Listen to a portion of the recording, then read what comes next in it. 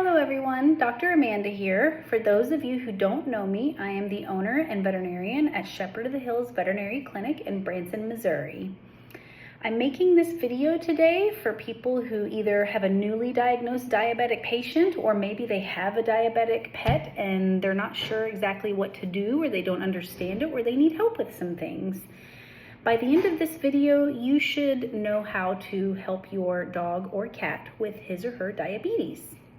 Also, we do create written handouts. So if you want something written down with all this information, just call, text, or email, and we can send that to you.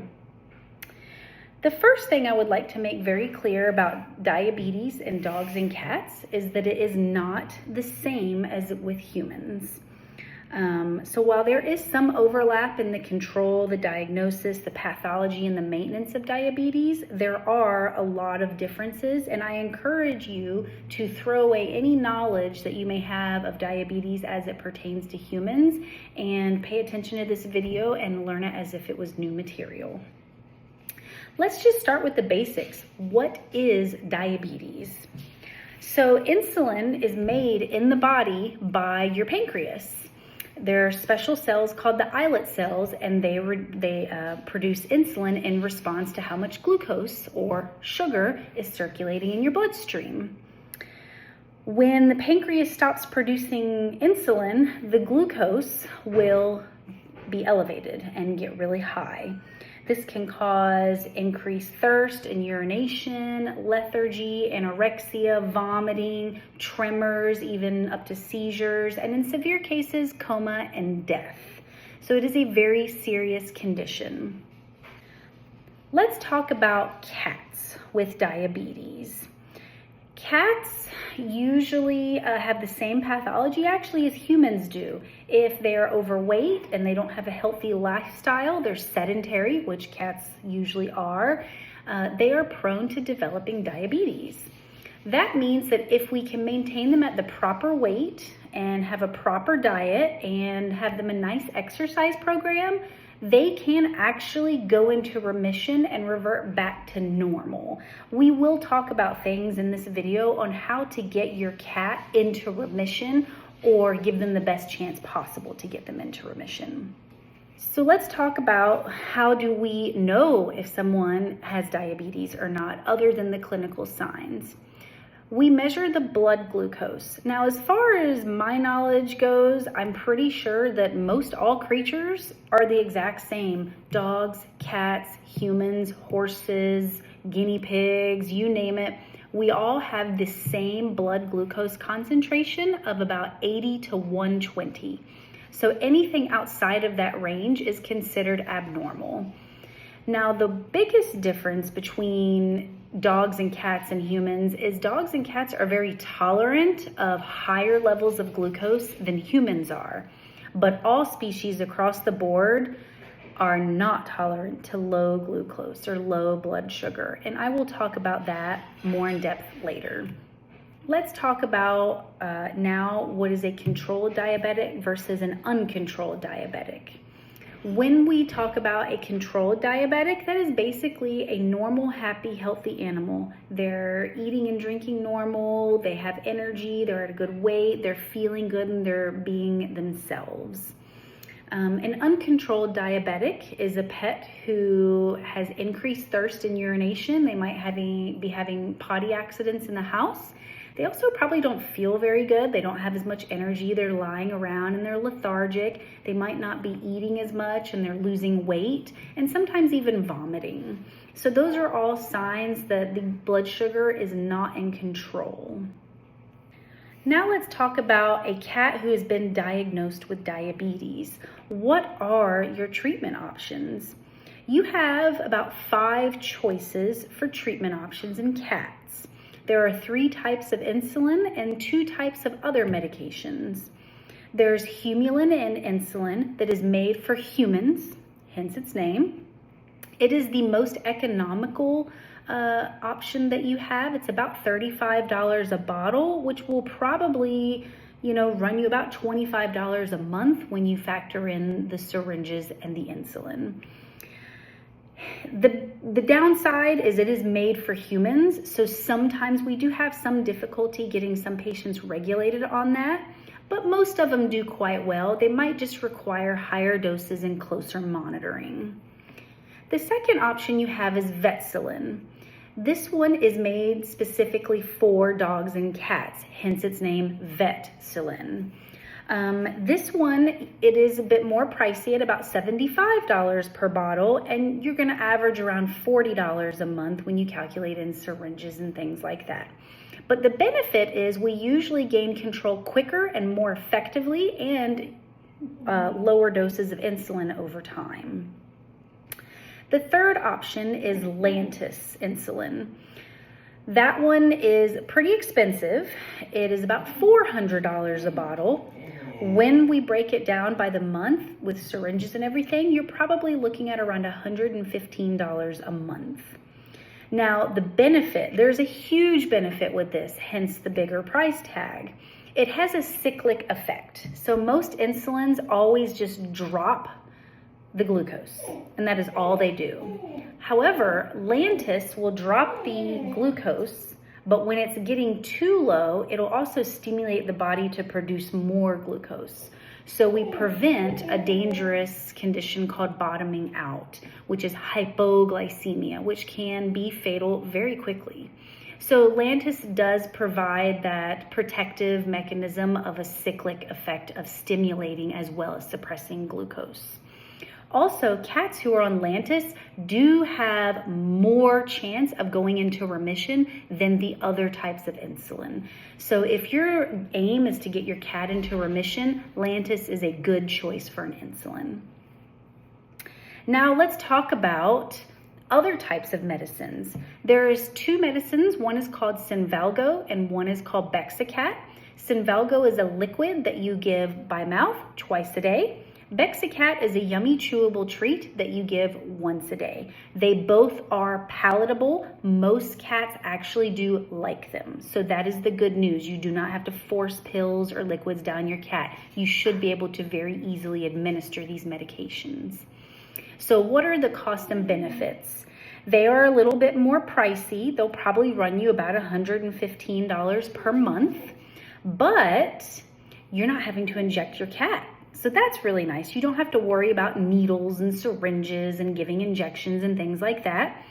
Also, they are actually way more likely to go into remission with these drugs. We have, I bet, about a 90% success rate within a year of cats going into remission on Senvelgo or Bexacat, which compared to insulin is drastically improved.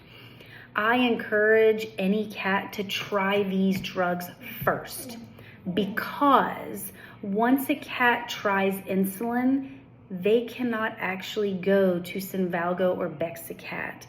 The drug manufacturer does not encourage that. I have had a couple patients try it. It's not usually successful. So once a cat goes on to insulin, the likelihood of them being able to try Senvelgo or Bexacat in the future is almost zero. But if you try Bexacat or Senvelgo first and it doesn't work, or you don't like it, or your cat doesn't like it, you can switch to insulin very easily. So for this matter, I usually encourage cats who are newly diagnosed and haven't been on insulin before, try Senvelgo or Bexacat first. It is a wonderful, safe alternative that is really changing the lives of cats and humans alike that are, trying to manage their cat with diabetes. So this is my cat, Dobby. He's a nice subject because he's hairless, so you can see the skin, but also he's very food motivated. This is not actually insulin because he's not diabetic. This is just saline, but I'm going to show you exactly how to give the insulin. Feed them, make sure they eat, and you just take a little tint of skin, pop it in there, and just, sorry, I know. And there you go. That's it. Saline does sometimes sting a little, but most of the time they won't even notice, because insulin does not sting. But that is it. It's pretty simple. I did it all by myself. even with a temperamental little cat. Thank you, Dobby. You've been very helpful. We do also offer demonstrations in real life. If you want to bring your pet in and have a diabetic demonstration, you just call to schedule that. We can show you exactly how to give it. It goes under the skin, but you can put it in the muscle, in the vein, in the artery, intradermals, in the skin, not under the skin. You just have to get it in the animal and it will work. So don't get too stressed if you don't do it quite right. But the recommended way is at a 45-degree angle, and you make a skin tint and just give it kind of just like I did, what you just saw. The reason we suggest under the skin is because it is the least painful spot. That's it. If you give it in the muscle, it'll work just as effectively. That does just sting a little bit more. So that's why we don't generally recommend that. Also, we recommend rotating the sites. It is not recommended to give insulin on the scruff of the neck. It is actually recommended to do the shoulders and the hips or the sides. And so I would usually say, especially if you're giving insulin twice a day, do like the left shoulder in the morning and the left hip at night, and then the right shoulder the next morning and the right hip the next night. We can shave the hair off your pet in like little squares or something so you can help see the skin while you're learning if you think that might help you at all. You just let us know if that's something you're interested in. Now let's talk about feeding schedule, what to feed and when to feed.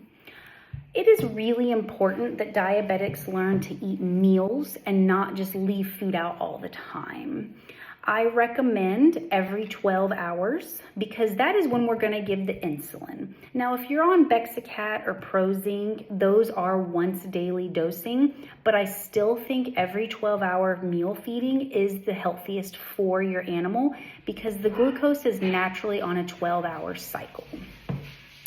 You can regulate most pets on whatever they were eating before they became diabetic. 90% will regulate just fine. But if you do want a prescription dog or cat food, there is one called MD that is for glucose balance and control. It will allow you to lower your insulin doses very slightly.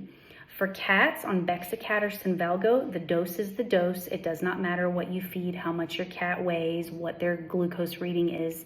The doses are all the same, but MD would help regulate them even better. I recommend they eat every 12 hours, and I recommend you feed them and then give them their medicine or their insulin. You always want to watch them eat, then you want to give them their meds, because you don't, especially with insulin, want to give them a full dose of insulin if they do not eat food. They have to have the glucose in their body to drop it to where you need it. If they don't have the glucose there and you give the insulin, you may drop them too low. So it is important to have them eat. Doesn't have to be much, just a few bites. And while they're eating and distracted with food, like you saw in my demonstration, give them their insulin. Pretty easy peasy. If your schedule does not permit every 12 hours feeding an insulin, that's okay. You can do 11 and 13. You could probably even get away with 10 and 14. Much past 10 and 14, we might start to have problems. So I would really encourage you to stay at least at 10 and 14, or as close as you can get to 12 and 12. If you can't get any closer than 10 and 14, discuss this with your veterinarian because we may have to adjust the dosages. Let's talk about treats. Every good animal deserves a good treat. However, too many treats make us a little fat, let's be honest, and the wrong treats will dysregulate the glucose. So the best treats are in moderation. That's the first thing. And low carb, low fat. That will help keep the glucose regulated. They do actually make special treats for diabetic patients, so I would consider that, or you can research proper treats. Never give treats on days where we will be rechecking the glucose. That is very important because it does affect the numbers and we will get false elevations.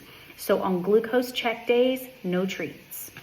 On other days, yes, every good pet deserves a good treat. Just make sure we give them the right treats and in moderation. Now let's talk about the rechecks. If you have chosen insulin as your drug of choice for your pet, then they will need at least spot glucose every 3 days to 2 weeks until they are regulated. Every patient's a little bit different on how long it takes to achieve regulation. Some will achieve it within 2 or 3 visits. Some may take 10 visits. I can't really predict that. We want a maximum of every 3 days. We don't want to do it too much before then because the body hasn't had time to adjust. And unlike humans who micromanage our glucose by checking multiple times a day, that is not actually beneficial in dogs and cats because they don't eat the junk food that we do. So you don't have to check it. They're not out here eating giant cheeseburgers and ice cream cones. If you're feeding them every 12 hours, the same thing like you should be, you'll be fine. So resist the urge to micromanage checking the glucose. It is not going to help you. So when do we check the glucose? We want to check it ideally 6 hours after insulin administration. Now, this is a spot glucose check. It can be affected by many factors, such as what they ate that day, their excitement level, their stress level, things like that. How high is the cortisol in their body? So we do have to take those spot glucose checks with a grain of salt. If we get a really erroneous reading or something that doesn't make sense, we may be like, that's not quite right. And we may not do anything except schedule another recheck another day.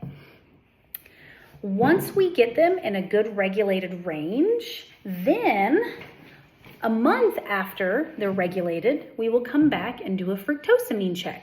That is an A1C in the human world. The fructosamine is really nice because that is an average of the glucose reading for a month.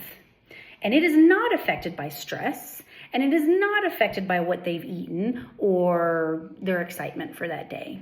It is a very, very accurate reading and it is ideal, but we cannot check a fructosamine until they are regulated. Otherwise, obviously, it'll be high because they've been high. A month after they're regulated, we'll do a fructosamine check, and that is if everything goes ideal.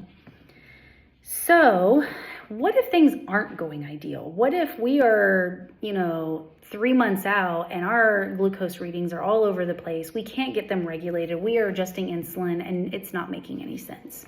At that point, your veterinarian may say, hey, let's admit him to the hospital. I want to do something called a glucose curve.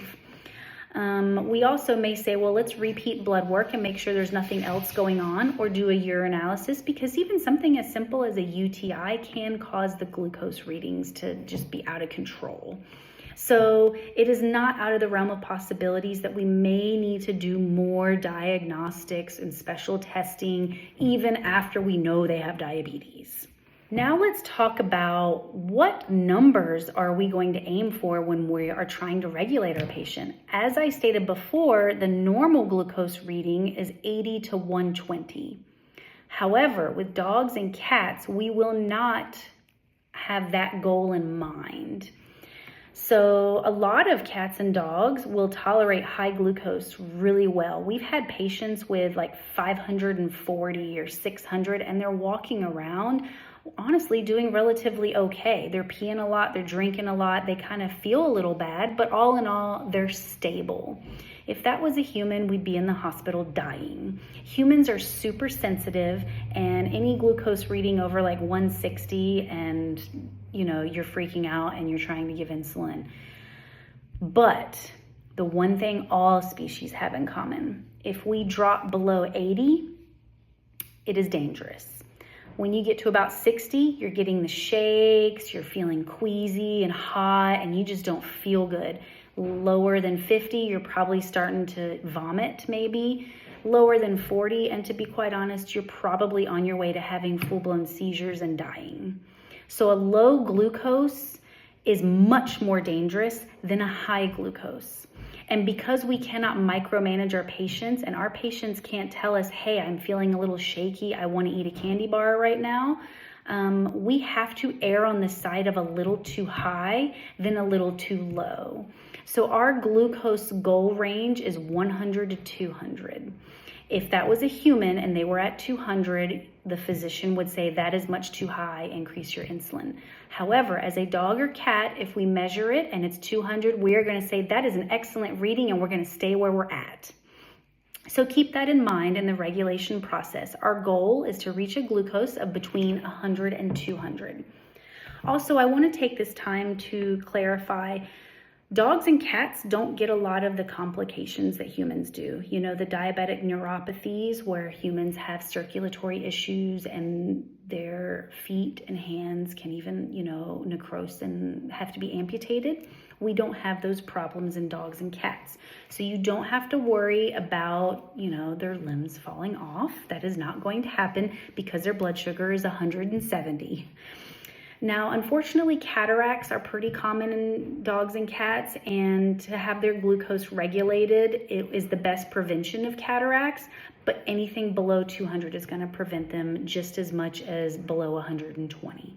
So again, our goal is 100 to 200 for best preventative medicine for our dogs and cats. Now, I'd like to take this time to discuss those cats who have selected to try Senvelgo or Bexacat, because the regulation phase is not the same as with insulin. We do not actually check the glucose readings. We check the ketone readings. It is a byproduct of glucose. And that is how we determine if they're regulated, that and with clinical signs. So we will check the ketones at the time of diagnosis because they have to be below a certain range for them to start Bexacat and Senvelgo. If they are too high at the time of diagnosis, unfortunately, they do not qualify and you will be forced to have insulin. But if they are in an optimal range, we start Bexacat and Senvelgo. 24 hours later, we are going to check the ketones again. And it does not matter when we check it as long as it's sometime within the range of 24 hours. What I mean is it doesn't matter when in relation to when you gave them medication. We can check it anytime. After that, we will check it 3 days later. After that, we will check it 1 week later, then 2 weeks later, and then 1 month later. After your pet is successfully regulated and we've had a good fructosamine reading, I recommend a visit with your veterinarian and a fructosamine level reading every 6 months. Now, if your pet is sick or something, obviously he needs to come in sooner. So now let's talk about things to never do with your diabetic pet. Please do not adjust the doses of your diabetic pet's medication without consulting your veterinarian. We have very specifically chosen these doses, and there is a very narrow safety range. Changing them just because you think it may work isn't going to work in you or your pet's favor, and it can even lead to fatal complications. Please do not adjust the doses of your medications without consulting your veterinarian. This is very, very important. When should you call the vet? If you have a diabetic pet and something is wrong, when do you call your veterinarian? Well, let me just tell you, when a diabetic pet gets sick, they get sicker quicker. So the answer is if there's anything wrong. I usually give them about 36 hours or 3 strikes, and I'll tell you what the 3 strikes are. Let's say you feed Fluffy breakfast and he does not eat. That is okay. Sometimes we're just not hungry and we just don't want to eat that day. No big deal. If Fluffy's on insulin, give them half of their dose of insulin. So if you're giving 6 units, just give them 3. Don't worry about it. Go on about your day. Now dinner time comes along, so we're 12 hours later. You feed Fluffy dinner. Fluffy doesn't eat. That's okay. Don't get too worried. Once again, give half of your dose of insulin. By the way, if your cat is on Bexacat or Senvelgo, you give the full doses. There's no half doses here. Just go ahead and give your full doses. Only insulin is needed for half doses if they're not eating. Now you're on the 3rd meal and Fluffy does not eat. Now Fluffy needs to come in. Something is wrong. So that's my 3 strikes and you're out, which is 24 hours. Breakfast, dinner, breakfast again. They're not eating. They need to come in. Otherwise, any other symptoms, lethargy, vomiting, diarrhea, suddenly experiencing lack of control, like we reverted to increased thirst and urination, we're losing weight, things like that, yes, call your vet. They probably need to be seen. Something as simple as a UTI in a diabetic can wreak havoc. And they are prone to getting things like that. So we need to see diabetic patients if they're not feeling good. Remember that when a diabetic gets sick, he gets sicker quicker. That's my motto. Now let's talk about one possibility, especially when you're using insulin. There's something called bottoming out. This is a very dangerous situation that is potentially fatal. And you can save your pet's life very, very easily. So the symptoms of bottoming out, which are hypoglycemia, meaning he has fallen too low below the glucose rating. The first symptoms we've discussed earlier, they may get the shakes, so you'll see some tremors. They're weak, they're stumbling, they may be vomiting. They will very quickly escalate into loss of consciousness, full-blown seizures, and coma. If you see any of these things in your pet, shaking, tremoring, stumbling around, loss of consciousness, seizures, or completely unresponsive, the first thing you do, stay calm. The second thing you do is get your maple syrup from the cabinet, because most of us all have that. If you don't have that, for a diabetic patient, you need to stock that. That is something you should have in your house. And you pour some maple syrup or Caro syrup on their gums.